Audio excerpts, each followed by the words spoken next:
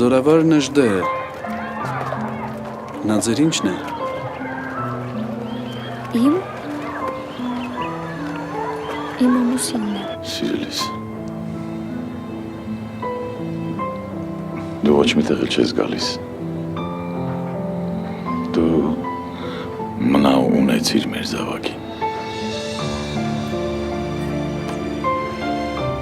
Դարդոտ, Մի բան ասա, ես սրանցից գլուխ չեմ առել։ դարդոտ, ատեոսու։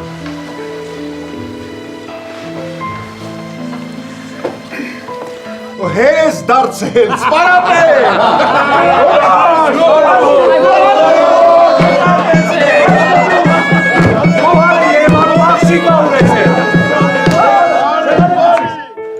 Դու նամենևին ամուսինը լալու համար չես ստեղծված։ Գիտեմ, միսիատ ուրիշ է։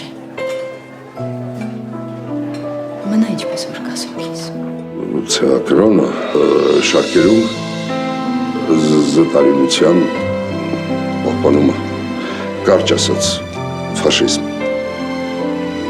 Ուրեմն ձեր ասելով նժդեն, ֆաշիստ եմ, ֆաշիստ։ Գիտեք, ես հավատում եմ, որ մի օր դուք էլ, այս խաչն էլ, կվերադառնաք մեր ծննդավայր։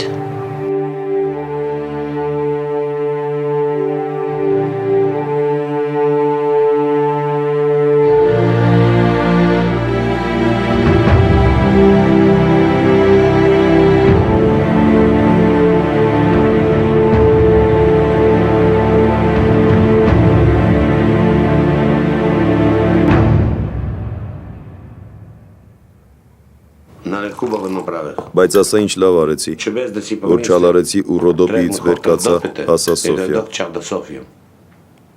Դե ասա։ Այո, պետքո, լավ արեցիր։ Իսկապես ուրախացա քեզ տեսնելով։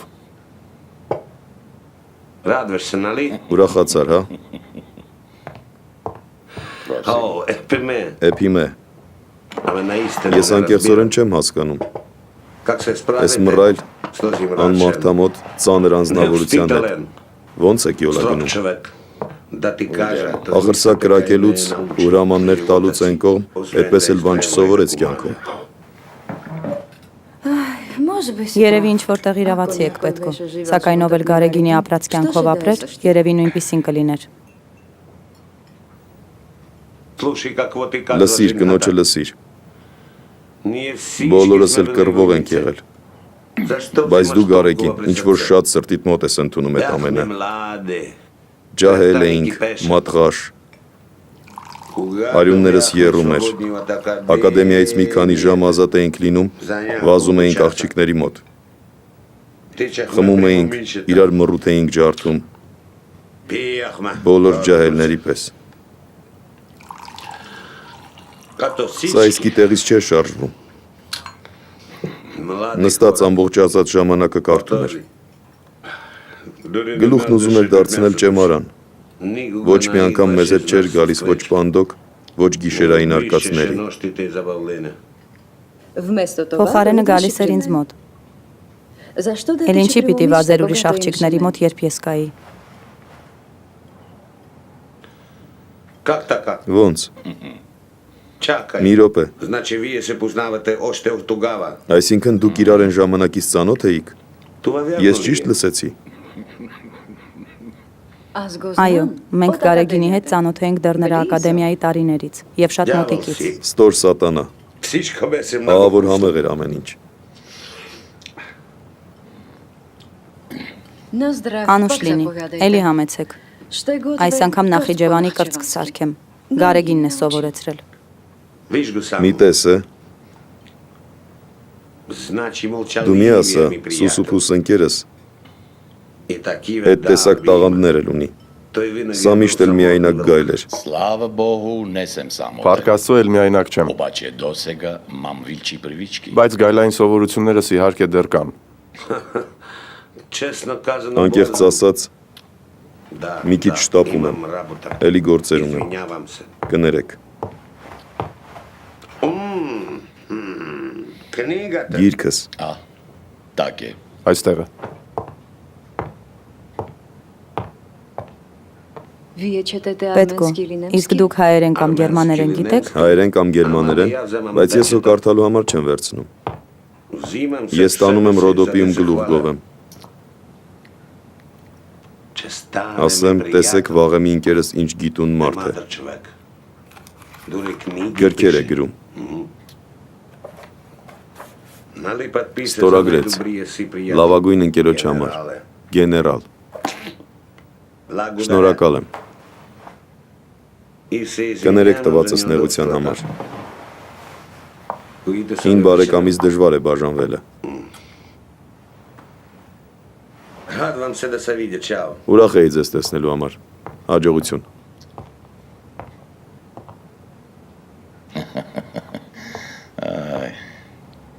Ջերմ տղա է պետքոն։ Այսքան տարի անցել գրեթե չի փոխվել։ Գլա արդյոք որաչափ ջերմ մարդ մնե ու Բուլղարիայում մեջ չի եկած քեզի տեսության, Դե ինք ասե չէ, որ ապրում է Ռոդոպիում, ծառայությունը թողել եւ զբաղվում է թռչնաբուծությամբ։ Գյուղում փասյան բուծողի անիգա ամենևին նման չէ։ Եթե սխալ գխոսին, ես ուրախ կլամ միայն։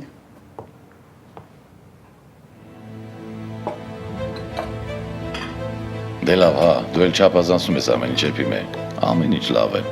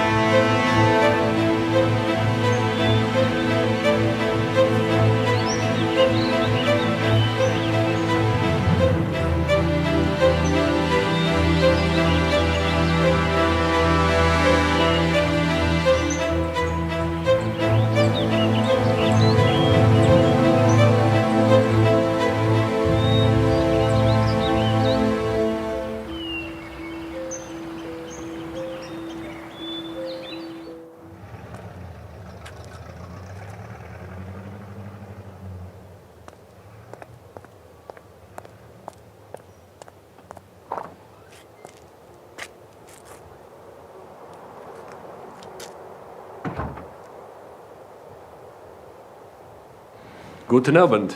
Guten Abend։ Guten Abend.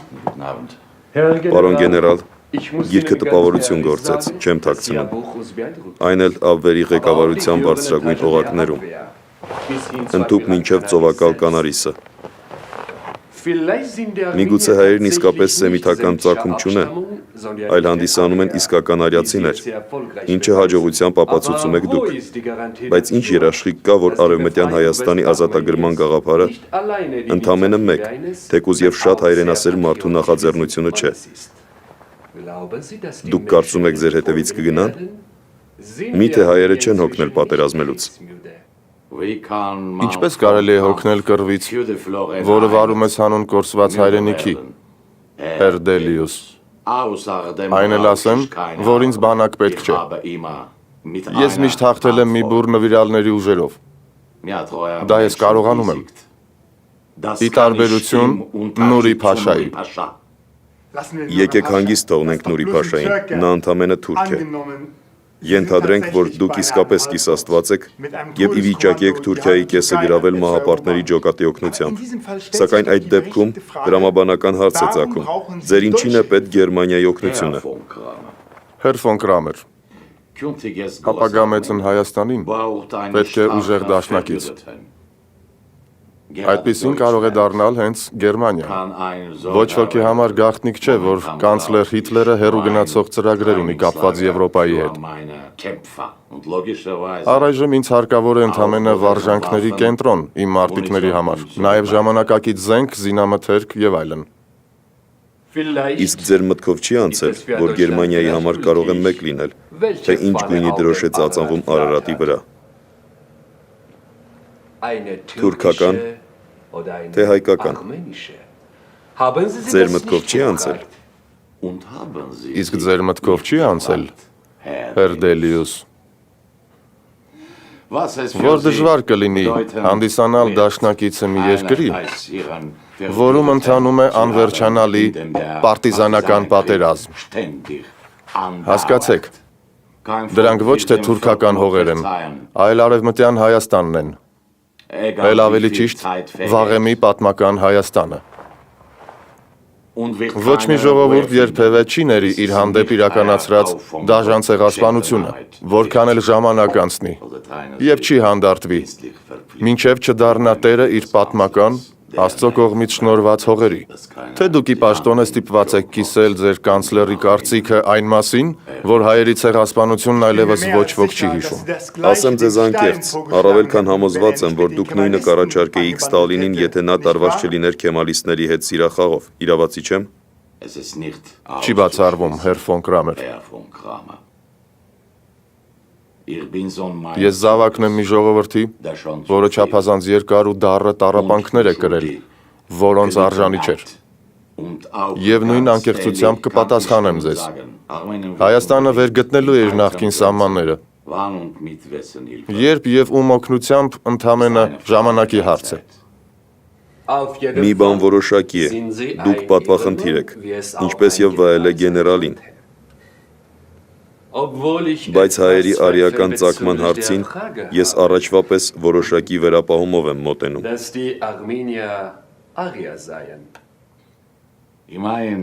Այնուամենայնիվ դուք գիրքը չեք կարդացել, Հեր դոկտոր։ Այնինչ արժեր։ Թեկուզ հասկանալու համար, որ հայերին պետք չի եկել հռոմեական կայսրության օգնությունը մշակութային արժեքներ ձևավորելու գործում։ Մեզ երբեք չեն անվանել բարբարոսներ։ Շատ թափանցիկ ակնարկ էր կապված գերմանական ցեղերի հետ, այնպես չէ, պարոն գեներալ։ Իմիջայլոց, տեղյակ եք, թե ինչպես էին կոչում այն մարդուն, որը միավորեց ձեր ասած գերմանական ցեղերն ու ջախջախեց հռոմեական լեգիոնները Տևոտոբուրգյան անտառում։ Արմենիուսը։ Հենց ինքը, պարոն Այք։ Լավ, պարոն գեներալ։ Ես անպայման կհաղորդեմ մեր հրամանատարությանը ձեր առաջարկները։ Իսկ իմ անունից կավելացնեմ, որպես հայրենասեր ու զինվորական, դուք արժանի եք ամենայն հարգանքի ու գովեստների, սակայն դիվանագետ ձեզանից դուրս չի գա։ Պատիվ ունեմ։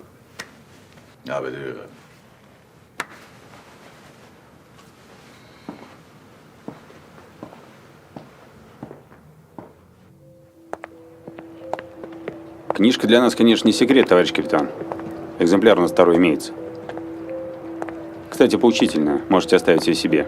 Тем более с автографом. О чем она, товарищ начальник? Да я как бы не читал. Но говорят о том, что армяне, дескать, не евреи, и посему немцы должны их как бы любить и уважать. Так это понятно, товарищ начальник. А вот информация по поводу встреч с эсэсовцами заслуживает внимания. Доктор Делиус фигура серьезная. Следует продолжать за ним следить. Так точно, товарищ майор. То, что этот генерал встречается с немцами, нам тоже известно. Да он этого и не скрывает. А вот то, о чем они там договорились с этим доктором, следует разузнать. Постараемся, товарищ Андреев. Делаем. Может быть, позовете его на рыбалку, выпейте там, по душам поговорите. Армяне не пьют. Что значит не пьют? Точно? К сожалению, точно, но обстановку создадим. Создай. И учти. Вопросов лишних много ему не задавай.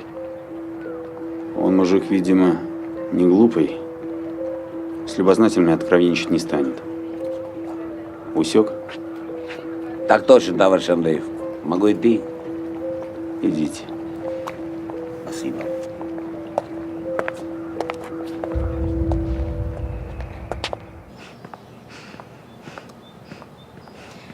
Մամ, Ասացակս։ ինչու մեր փագի Անտոնը գսե, որ ես հոգեզավակ եմ, դուք իմ մամաս բաբաս չեք։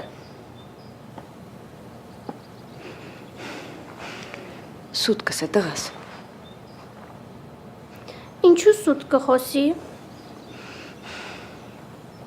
Անթոնը օրինակելի մարդ մը չէ։ Անշուշտ գնախանձե քեզի։ Ինչու գնախանցի մամ։ Չեմ գիտեր։ Հոգ մի է։ Միայն ինքը չի ասողը։ Մյուս երեխաներն էլ գսեն մամ, որ մեծ մամայիս հետ գնամ, ցան չեն հաներ։ Բայց որ մինակ գիշնեմ փակ, անընդհատ ալի երևես կբորան։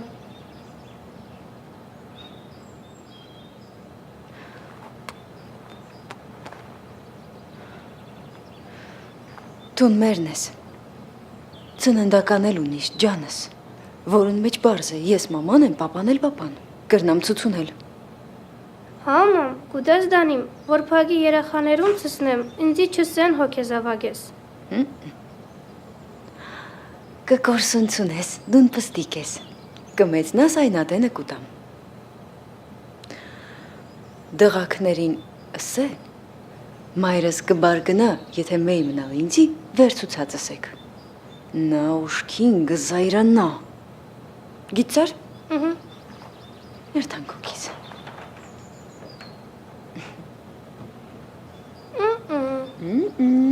Նախաճաշ։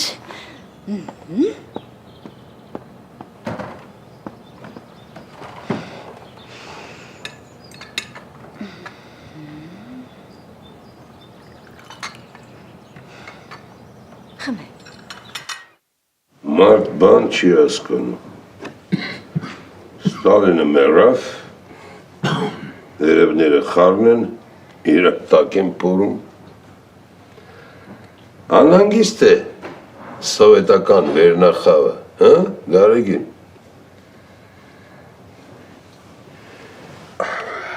Ոնց ես կարծում։ Այս ամենը կարող է նպաստի մեզ ազատելու գործին։ Չեմ գործում։ Մեր անհետ է բերում պաշտոնների հին ավատարի մարդկանց։ Իսկ նրանք հայտնի են դաշնակների դեմ ծավալված անհաշտ պայքարով։ Բերյան երկար չի ղեկավարի։ Չգիտեմ ինչու, բայց ինձ այդպես է թվում։ Ով գիտե։ Միգուցե կարճ ղեկավարի, բայց իրենը կհասցնի անել։ Հատկապես հայերի գլխին։ Նա տանել չի կարողանում հայերին։ Շրջապատը նույնպես։ Այդ իմաստով Ստալինից էլ դառն է։ Ամենք ինչ չանենք ուրեմն։ Նստեք, սպասենք, տեսնենք ինչ է պայթում մեր գլխին։ Ստալինն ինչ-որ տեղ տատանվում էր հայկական հարցի հետ կապված։ Եթե Անգլիան և Ամերիկան բացահայտ դեմ չլինեին մեր պլաններին, նա զորքը կմտցներ Թուրքիա։ Միջդեռ Բերյային ոչ արևմտյան Հայաստանն է հետաքրքիր, անկեղծ ասած ոչ էլ մենք։ Փաստորեն, եթե Մոսկվան նույնիսկ մեր նամակը հասցրած լինի Վրացյանին, Ստալինի մահով վերջ է դրվում Արևմտյան Հայաստանը ազատագրելու ծրագրին, հա։ Զգում եմ, Գարեգին, ես զգում եմ մեր գլխին մեծ վտանգ է կախված։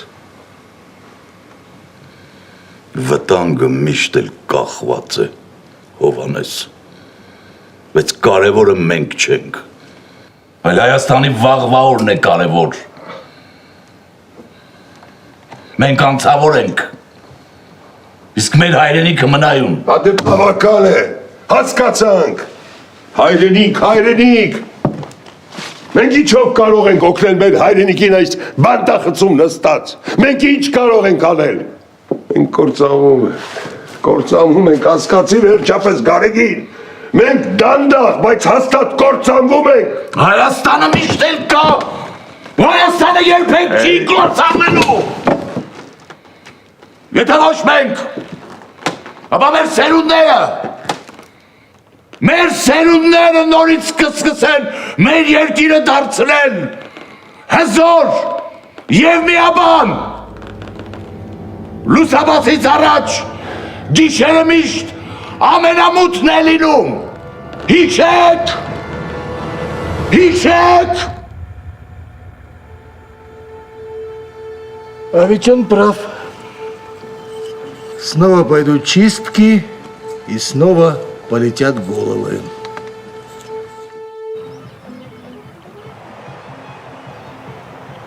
Ни секунды не сомневался, что вы капитулируете в войне, Петка. Это было понятно с самого начала. Объясни мне, вы вообще каким местом думали, когда объявили войну США и Англии? Я что ли ее объявлял, Васильев? Ты прекрасно знаешь, что я и душой, и телом предан Руси. Да, болгары, между прочим, сохраняли нейтралитет. Хотя с виду они, конечно, были за Германию. С виду говоришь. Именно с виду. Как прижало, так и стали просоветскими. Повалили на улице. Встречать наших освободителей. А еще братским народом себя называют. Это Муравьев. Это его проблемы. Ладно. С продажными кончено. Победители есть победители.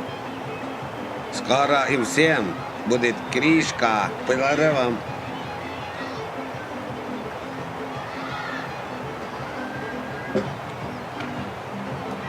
А скажу тебе, майор, что... И тебе вам. Я извиняюсь. Я скажу вам... Встать. Вот. Зайдешь завтра ко мне с утра. Есть. Дам тебе список всех этих продажек. И генерала твоего дружка. Слушай, майор, а ты можешь не говорить генерала дружком моим? Он не дружком, не друг мне. Он не друг. Он первый, кто должен пойти туда, где всем крышка. А вдруг он идет на запад? А? Ух, не сдобровать тебе тогда, понял, Петка, и не сдобровать. Начальство меня не простит, и я тебе не прощу, понял? Понял, не прощу никогда. Начальник, просто не надо нервничать. Он вообще никуда не хочет. Уйди отсюда! У него такие апартаменты.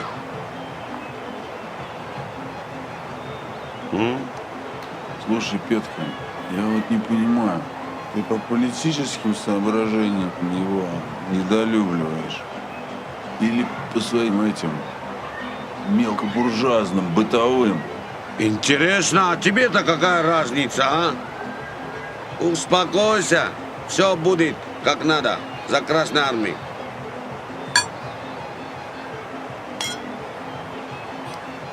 И за Иосифа Виссарионовича. Երբեք մտքովդ չանցկացուցես, որ ես կուզեի ուրիշ կյանքով ապրել։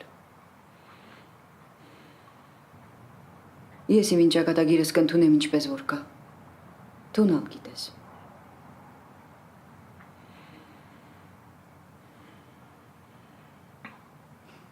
Եթե ինձ հետ չամոզնանայիր, հիմա կլինեի Շվեյցարիայում։ Ինչ արած քո բախն էլ դա է։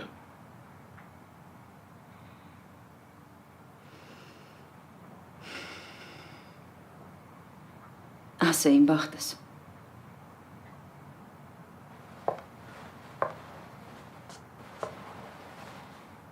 Իմ բախտս թունես։ Մեր որդին։ Մեր Արմենիան։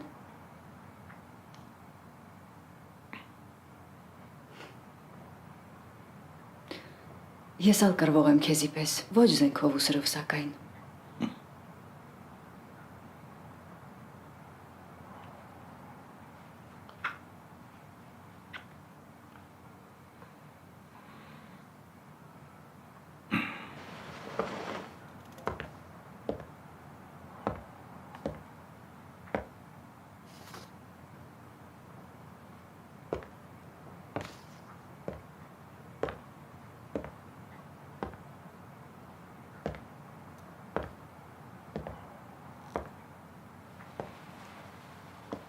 Եթե սովետական իշխանությունները զինվորականին վայել լասպետություն ունենան, կհարգեն իմ անցած ռազմական ուղին։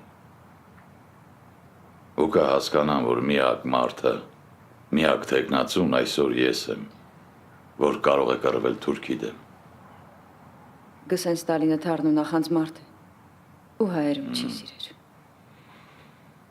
Դա իհարկե։ Չարենցի ճակատագիրը մեննակ բավական է, որ հասկանա Թիֆլիսցի նեղ ճակատ կինտոն։ Հայերին մանավանդ անհատականություններին տանել չի կարողանում։ Բայց ոչինչ։ Սովետական կառավարությունը մեծ ախորժակ ունի, ուր որը կջարդեն գերմանացիներին, համոզված եմ հաջորդը Թուրքիան է լինելու։ Իսկ ինձ բանտ նստեցնելու փոխարեն զենք կտամ, որպեսզի կռվեմ Թուրքի դեմ։ Ղարս, Արդահան, Էրզրում,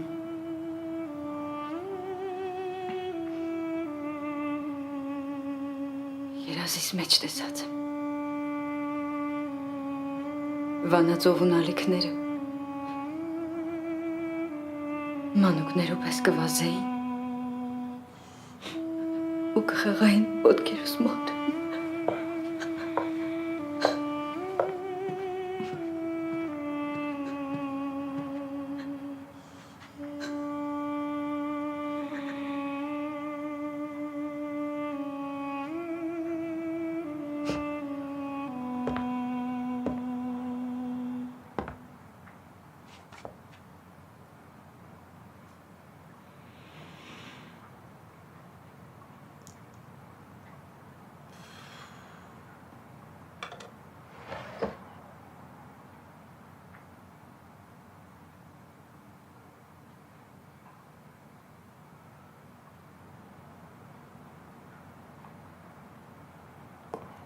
Հուսամ, որ կկարողանամ նրանց հավաստիացնել, որ Թուրքիան մտնելը չի կարելի հետաձգել, ելնելով հենց Կրեմլի շահերից։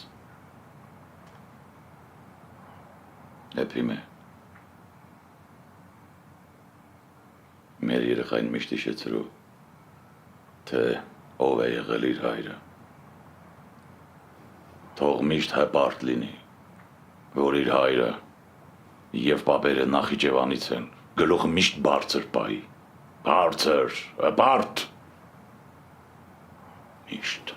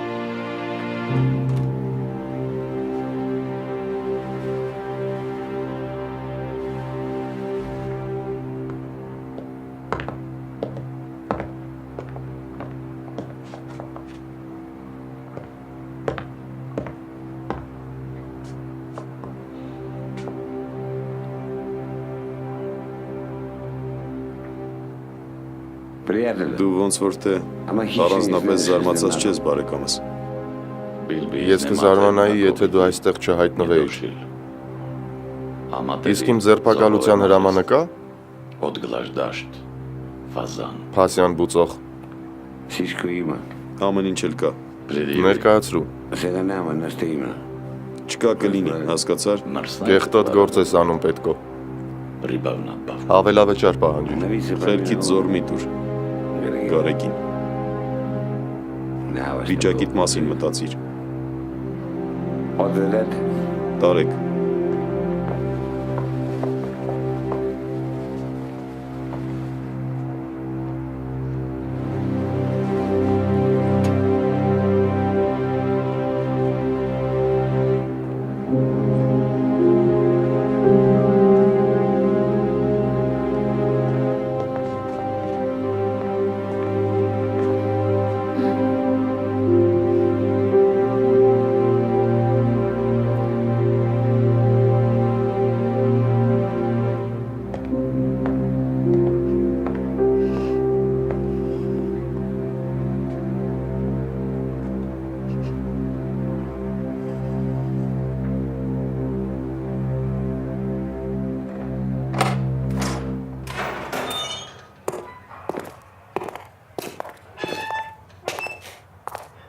Բանտարկյալ Տեր Հարությունյան, դուրս եկեք բանտախցից։ Հաղորդեք Աղեկյանին, որ ես ոչ առողջություն ունեմ, ոչ էլ նոր ասելիք հարցաքննության համար։ Հարցաքննության չեն տանում ձեզ։ Ապա ուր։ Բանտարկյալ Տեր Հարությունյան, դուրս եկեք բանտախցից։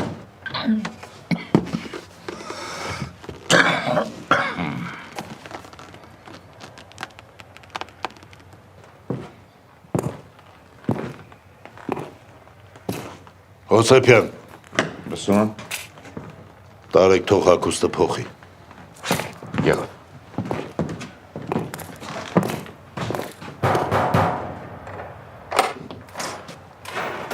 Ընկեր մայոր, կներեք իհարկե, բայց ուր տարակ Տեր Հարությունյանին։ Չհասկացա։ Ձեզ ինչ է, բացատրություններ պետք է տանք։ Չէ, պարզապես որ ասացիք հարցաքննության չեք տանում, դե ես էլ մտածեցի։ Ինչ։ Ինչ մտածեցիք։ Գուցե բժշկի մոտ եք տանում։ Եթե այդպես է, ուրեմն ինձ էլ տարեք։ Ես էլ շատ վատ եմ զգում։ Թոքերս ցավում են, հավատացեք։ Օկոյևը շատ վաղուց չի գալիս, այնպես որ մենք մեռնում ենք այստեղ, ընկեր մայոր։ Իսկապես մեռնում ենք։ Ինձ էլ տարեք բժշկի մոտ։ Դուք սանատորիայում չեք, որ ձեզ բժշկի տանենք։ Եթե պետք լինի, բժիշկը ինքը կգա այստեղ։ Այդ դեպքում նշտեին ուր տարակ։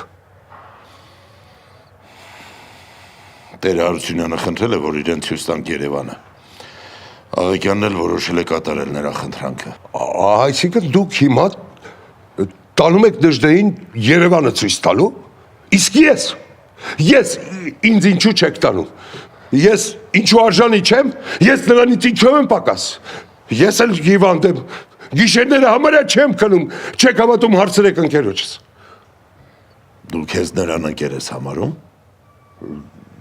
Ընկեր չեմ, բա ինչ եմ։ Այսքան ժամանակը նստած ենք մի բանտախցում։ Հա, իհարկե մենք ունենք որոշ գաղափարային տարաձայնություններ, բայց եւ հետո դուք էլ գիտեք, որ ես միշտ օգտակար եմ եղել բանտի ղեկավարությանը։ Եվ վերջո դե ինչ կապ ունի ընկերության հետ։ Դևեջան, թշնամուս նման ընկեր չէի ցանկանա։ Ու հետո դու հաստատ վատ օրվա ընկեր չես կարող լինել։ Գիտեք ինչ ընկեր մայոր, ես թույլ չեմ տա։ Ես բողոքելու եմ, այո, ես բողոքելու եմ Աղեկյանին։ Օգտագործում եք մարդուն, հետո երեսով եք տալիս։ Բողոքեք, դա ձեր իրավունքն է։ Մենակ չմոռանաս, որ դու օգտագործող ես։ Ի տարբերություն նրա, ում բախտի բերման ընկեր ես համարում։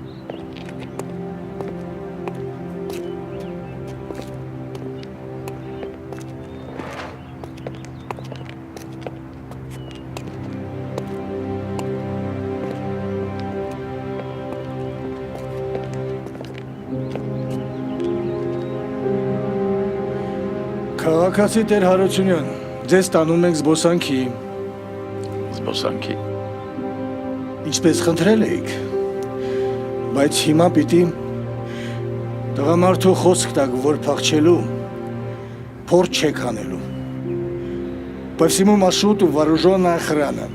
У них приказ стрелять на поражение.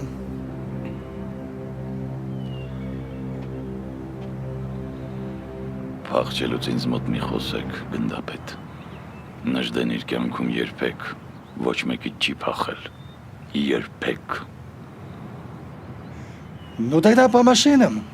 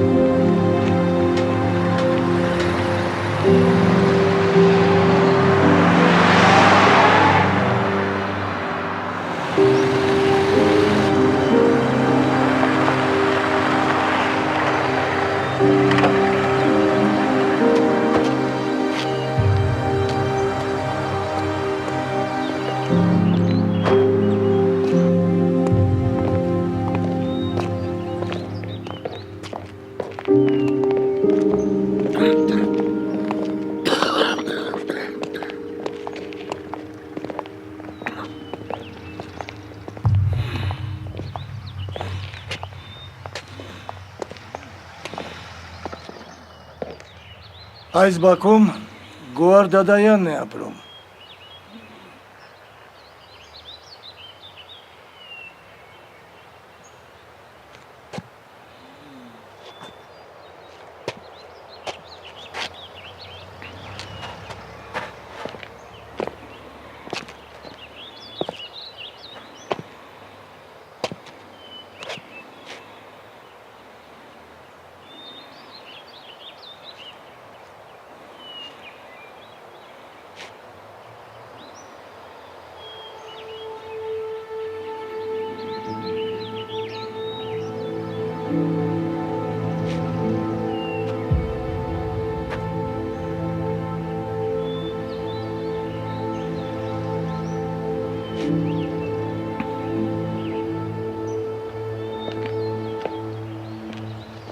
Արի։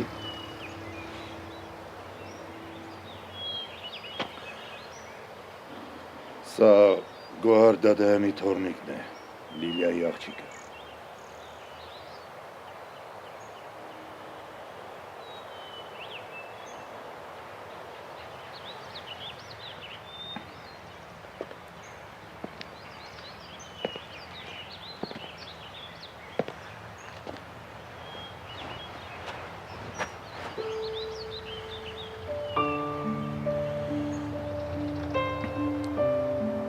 Բալես դու Գոհարի թորնիկն ես։ Այո։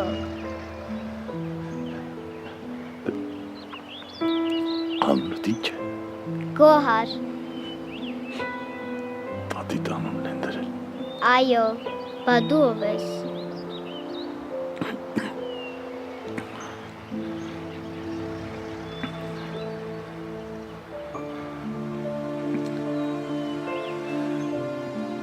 Տատիկը տանը չի։ Ինքը գնացել է գործի, մաման էլ տանը չի։ Ինձ կօգնես ալամփուչիկը մեծ սարքենք։ Չէ բալես։ Ես գործեր ունեմ։ Պետք է գնամ։ Ավելի ուշ միասին կխաղանք, կլինի։ Հա, ուրիշ անգամ երբ կգաս, պապի։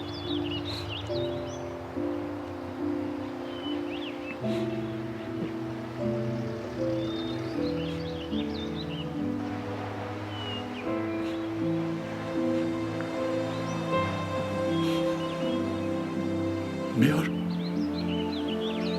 կգա միասին կխաղանք թորլիկս լավ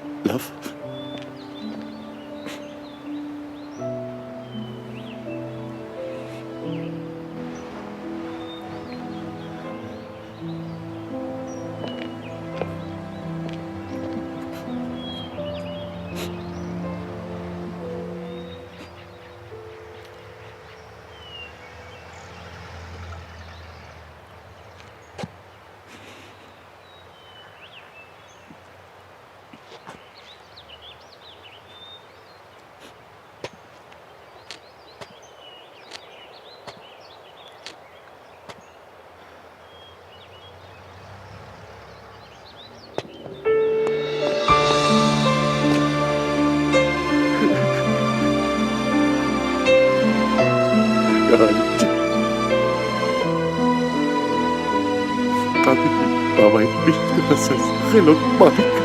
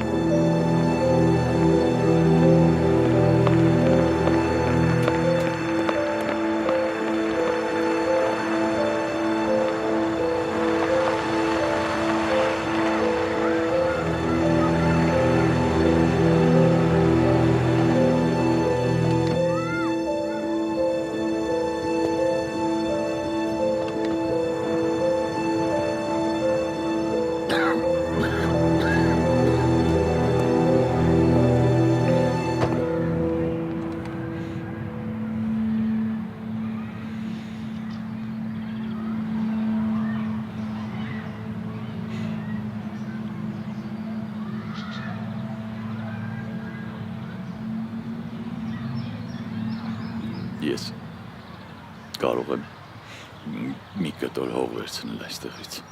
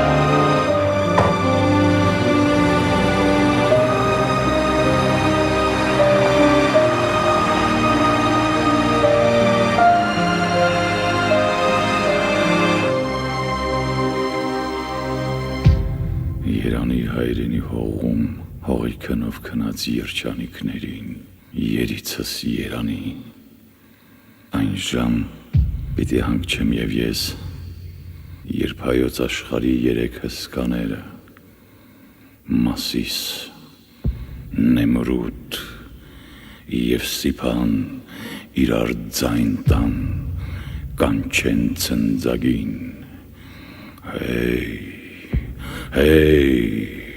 էլի հայ ունենք, էլի Հայաստան, էլի հայ ունենք, էլի Հայաստան։ Գարեգին Նժդեհն իր մահկանացուն կնքեց Վլադիմիրի բանտում 1955 թվականի դեկտեմբերի 21-ին երկարատև ու ծանր հիվանդությունից հետո, որը հետևանք էր ազատազրկման դաժան պայմանների։ Շրջանառվում է նաև վարկած, համաձայն որի Գարեգին Նժդեհի հետագա գոյությունն իրականում գլխացավանք էր խորհրդային իշխանությունների համար։ Ստանալով բանտային վարչության հեռագիրը Նժդեհի մահվան մասին, նրա եղբայրը Լևոն Տեր-Հարությունյանը Երևանից շտապ մեկնեց Վլադիմիր։ Նրան հանձնվեցին եղբոր զգեստն ու ժամացույցը, իսկ ձեռագրերը ոչ։ Թույլ չտրվեց նաև մարմինը տեղափոխել Հայաստան։ Լևոնը կատարեց եղբոր թաղումը, գերեզմանը ցանկապատել տվեց ու տախտակի վրա ռուսերեն պատվիրեց գրել.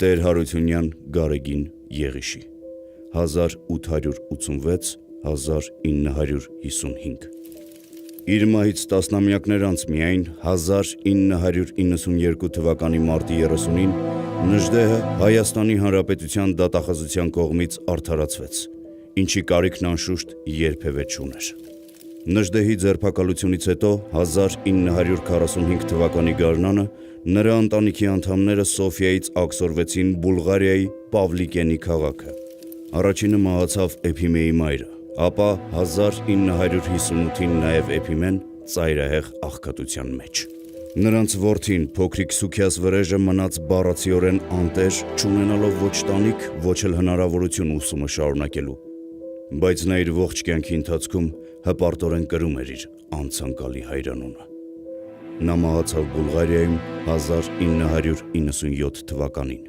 Սոցիալիստական Բուլղարիայի իշխանությունները նրան միշտ հալածեցին և երբևէ թույլ չտվեցին հատել երկրի սահմանները։ Գոհար Մելիք Դադայանն ու Գարեգին Նժդեհն այլևս երբեք չտեսնվեցին։ Նրանց դստերը Լիլիային, Պակի աշխատակիցները համոզել էին, որ հայրն առոք-փառոք ապրում է արևմուտքում և բացարձակապես հոգ չի տանում իր զավակի մասին։ Հովհաննես Դևեջյանին 1955-ի օգոստոսին ժամկետից շուտ շնորհվեց ազատություն։ Նա մեկնեց Արգենտինա, ուր գտնվում էր նրա ընտանիքը։ Հովհաննես Դևեջյանը մահացավ Բուենոս Այրեսում 1978 թվականին 85 տարեկանում։ 1970-ին նույն Արգենտինայում Արմեն Սևան գրական կեղծանվան տակ Դևեջյանը հրապարակեց իր հուշերը Գարեգին Նժդեհի մասին։